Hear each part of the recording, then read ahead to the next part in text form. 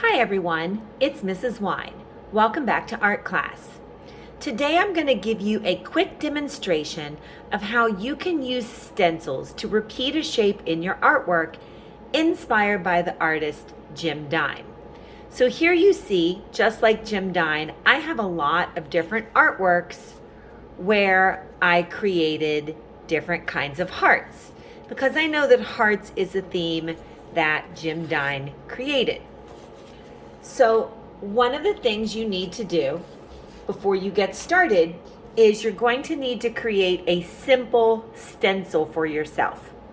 So you will need the thick sheet of tag board that I gave you.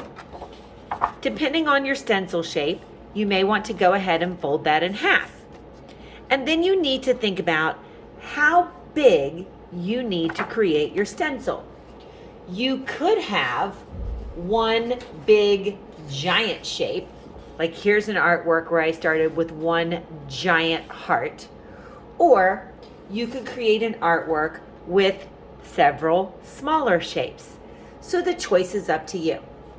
So if I'm making a heart, I fold my paper in half, I draw half of a heart right along that fold, and then I leave that paper folded, and I'm going to take my scissors and I'm just going to cut all the way around while that paper is folded. It's important that I cut while the paper is folded. And what that's going to give me is two pieces that I can use for my stencil.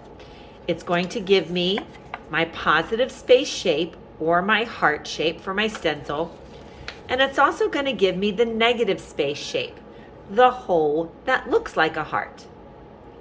Then, once you're ready, you can decide what color of paper you want to create your stencil on. Now, I can start with my heart shape, and I have some choices to make. I could line it up and put it right in the center, or I could set it off a little bit to one side. The choice is up to you.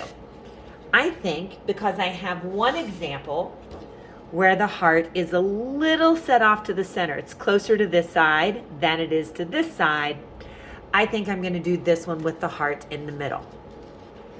And then you have a choice of materials. For this project, you can use construction paper crayons, which is what I used on all of these examples that I just showed you. Or you could use metallic crayons. Or you could use oil pastels. I have both neon colors and I have metallic colors. So you can choose. I'm going to show you a couple examples today. So I think I'm going to start this one with the metallic colors. With the neon colors. Now, another thing you'll need to do is decide your color groupings. I think on this one, I'm going to have my heart be the warm colors. So I'm going to pull out all the colors in here that are my oranges, my reds, and notice because they're neon, they're not going to be regular colors. They're going to be a little bit different. And then just like Jim Dine's work was often a little bit messy, the great thing is I can hold my stencil really still.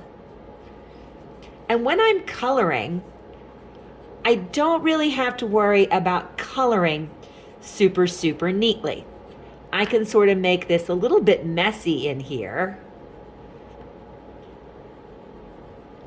And I'm just trying to quickly get some colors in. And the great thing about the oil pastels is they really do a nice job blending. So I can have colors that are a little darker, a little lighter. But because I'm using all the warm colors, those colors are really going to blend together. I can decide where I want to add a little pop of a highlight. Maybe I'll come over here to the edge. Maybe I'll add a little bit of that yellow, see if I can brighten it up a little bit.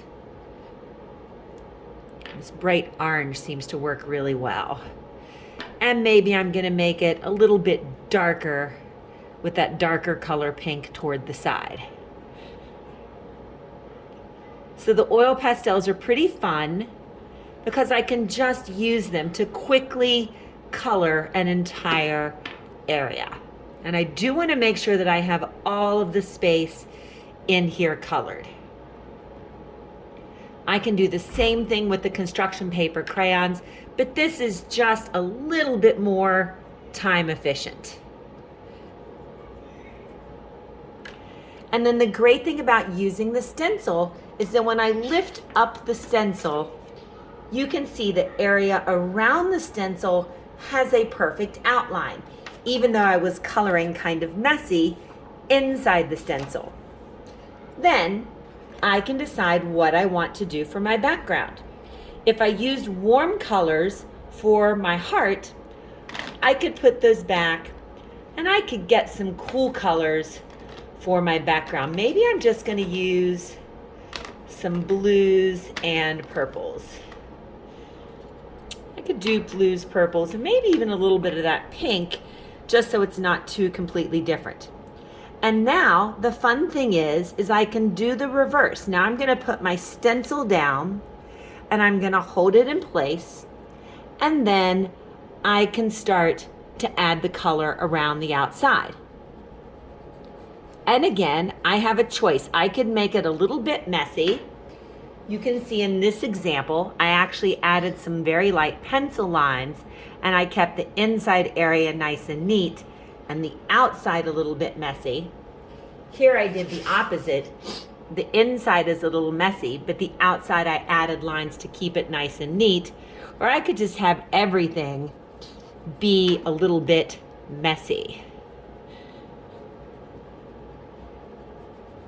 And again, the important thing is, as I work, I really want to make sure that I'm covering this whole area. That blue's going to go on very, very dark. So maybe I'm going to have my heart be a little bit lighter and then get darker as it goes toward the outside. I can just make my plan up as I go.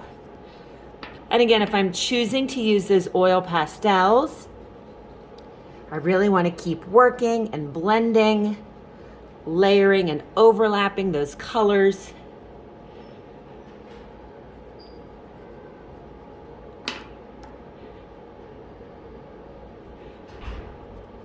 And I'm not going to do this whole thing. I think you get the idea.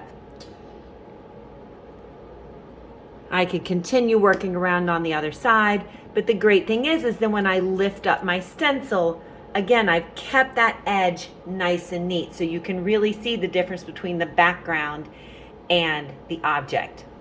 So that's how I do it for one super large shape. But let's say I want a little bit of a different idea. Here I took my tag board and I folded it the long way. And again, you can see I've drawn a different shape because no one says the shape has to be stars. So I'm going to cut this tag board in half, and I'm going to cut out this shape very neatly.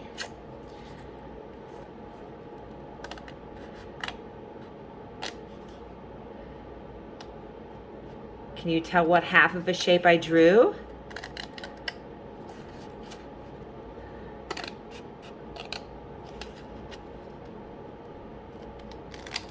And when I open it up, I have a star and I have a hole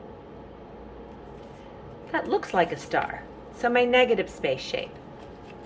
And then I thought, because my other paper that I chose is a dark blue paper, I thought maybe my topic would be the moon and the stars. Now the moon was a little bit tricky. I used a circle. I actually cheated. I used a piece of tape, a roll of tape, to trace the outside, and then I drew the inside. But it's a little tricky because I want to save both pieces. So I'm just going to make a small cut here. And then, because I don't want to cut it all the way around, that should be enough that once I've made that small cut, I should be able to get my scissors in there. And I want to cut this out as best as I can. So you really want to think about what kind of shape you could cut. You want the shape to be very, very simple. So hearts, stars, diamonds. Simple, yet something that's a little bit interesting. So I probably want to stay away from plain circles or plain triangles. I want my shape to somehow represent something. So I chose the moon and the stars with the dark blue paper because obviously that makes me think of nighttime. But I'm just going to continue cutting all the way around.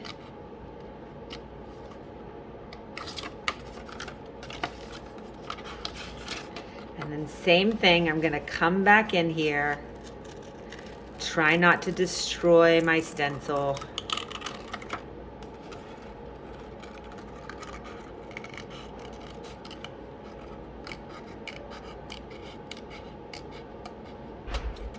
And so now I've got my moon, both the positive and the negative, and the stars. And I thought for this one, it might be fun to use some of these metallic colors. I don't have as much variety with the metallic colors, but it could still give me something kind of fun. So I think for this one, I'm going to use the silver and the purple around the outside of this because I want this to continue to look like the night sky. So maybe I'll go around the edge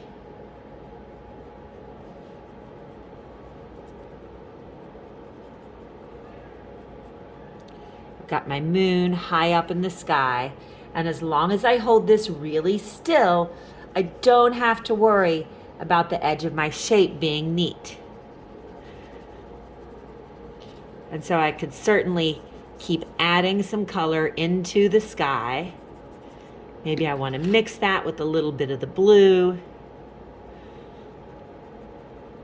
So all my sky could end up blue and purple. I think it's fun with the oil pastels because they really do blend. And I'm holding that stencil very, very still.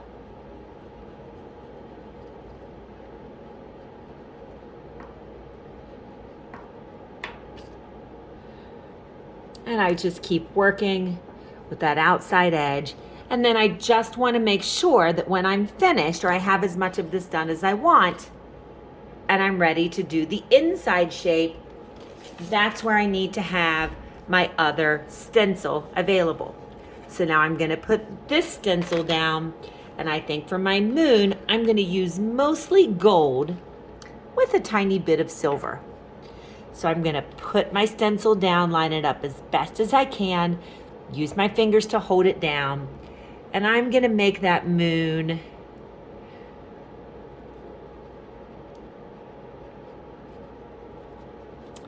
this nice golden color.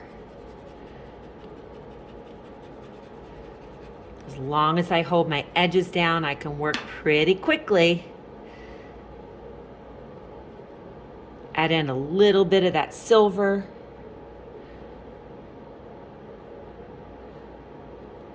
And then I come back and layer in the gold.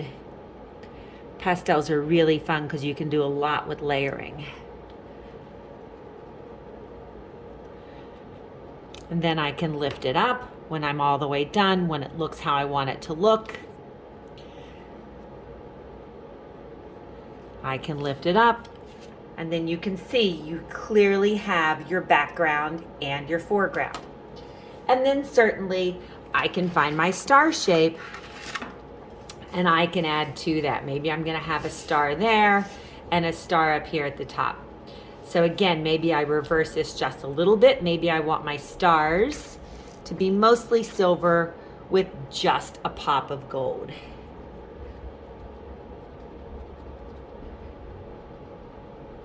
So I hold that stencil in place. So the important thing today is that you're using these stencils to repeat shapes, and that you're really trying to blend colors and color the whole paper. Also, you can go back and look at the PowerPoint where I'm going to show you some different examples of the different kinds of stencils that I created. Remember, those ideas are there to help you, but you certainly don't need to copy any of those ideas exactly. So I hope you have some fun creating art with stencils, using that idea of repeating a theme like the artist Jim Dine. And I cannot wait to see what you create. Have a wonderful week, and until next time, keep on creating.